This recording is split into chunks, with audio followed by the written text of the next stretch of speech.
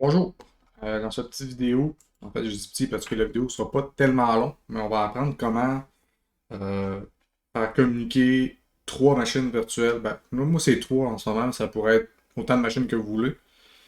Les faire communiquer ensemble. S'assurer que les adresses IP vont être dans le même subnet, qu'on puisse se pigner entre nous pour pouvoir ensuite pouvoir mettre en place un serveur Active Directory, un serveur data, puis accéder à ce service-là via un client Windows 10. Donc là, vous voyez ici, j'ai une machine qui s'appelle WinCli, c'est un Windows 10. Il va jouer le rôle du client dans l'histoire. Ici, celui-là va finir par avoir le rôle Active Directory, il va être le domaine controller. Ici, ce serait le serveur de fichiers où on va faire nos partages de fichiers. Donc, je vais vous faire regarder quelques détails pour vous assurer que tout concorde pour que la suite des choses fonctionne. Donc, ici, dans Edit, Virtual Network Editor, si vous vous fiez à une vidéo que j'ai faite un peu auparavant, là, comment gérer les cartes réseau. Donc, c'est important que là, nous, on va faire ça dans le type host only, un petit réseau privé. Donc, on va prendre, moi j'ai décidé que ça va être le range 192.168.50.0/24. Donc, ici, je m'assure que j'ai ma carte réseau host only, puis mon 50.0. C'est ici. Ça va être c'est ce range-là que je veux dans cette carte-là. Donc, c'est important de s'assurer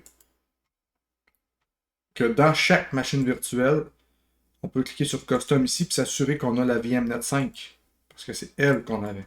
Si je vous fais remarquer, on retourne là-bas. Name VMnet 5, host only, le type, le subnet à adresse 192.168.50.0. Je vais refermer ça.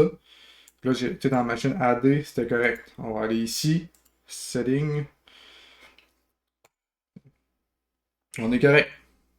Il faut toutes les vérifier l'un après l'autre pour s'assurer de ne pas avoir de problème. VMnet 5 ici. Donc, ça, c'est parfait à ce niveau-là. Maintenant, ce que vous pouvez faire pour vos VM, c'est de. Ben, moi, ce que j'ai fait ici, c'est que on peut aller faire un IP config. Le DHCP va nous donner une adresse IP automatiquement pour l'instant. Fait que c'est bien correct comme ça. Fait que moi, ici, c'est 50.102. On va aller dans le panneau de configuration.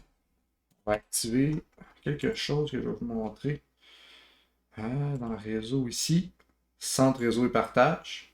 Vous allez modifier les paramètres de partage avancé. Vous pouvez activer ça ici. Activer le partage de fichiers et d'imprimante. Enregistrer. Ça, c'est bon. On va aller, mettons, sur le deuxième. Je vais fermer ce qui était déjà ouvert pour vous montrer le chemin. Panneau. Bon, on va aller tout de suite ici, dans le centre réseau et partage. Modifier paramètres partage avancé. Activer ici le partage de fichiers et d'imprimante. Enregistrer. Donc là, mettons que j'ouvre ça ici. Je fais IP config. Lui, c'est 50.103. Je vais lancer un ping vers 102. Pourquoi 102? Parce que ici, quand je faisais un IP config, on me dit mon adresse IP, c'est 50.102. Puis pour avoir cette petite fenêtre-là, il faut cliquer ici, vous écrivez CMD. Puis oui, quand on clique sur démarrer, puis on écrit même s'il n'y a pas de plage de texte, il va prendre ce que vous tapez au clavier. CMD. Ici, invite de commande, IP, config, enter, 50.102, ça c'est l'adresse IP de cette machine-là. OK? Donc, on va retourner ici. On va lancer un ping vers le 50.102, ça devrait pinger. Et voilà, ça se parle. Après ça, on pourrait même aller ici. On va essayer voir si lui ping le 50.102. CMD. Ping 50.102. Ping aussi. C'est parfait à ce niveau-là. Donc, c'était la première étape. Donc, la vidéo termine comme ça. Vous pouvez suivre les prochaines vidéos pour voir comment promouvoir en fait votre serveur ici comme contrôleur de domaine. On va configurer le rôle Active Directory. Après ça, on va apprendre comment joindre ces machines-là au domaine qu'il lui va avoir ici. Donc, tout ça va suivre dans des petites vidéos indépendantes. Bonne journée!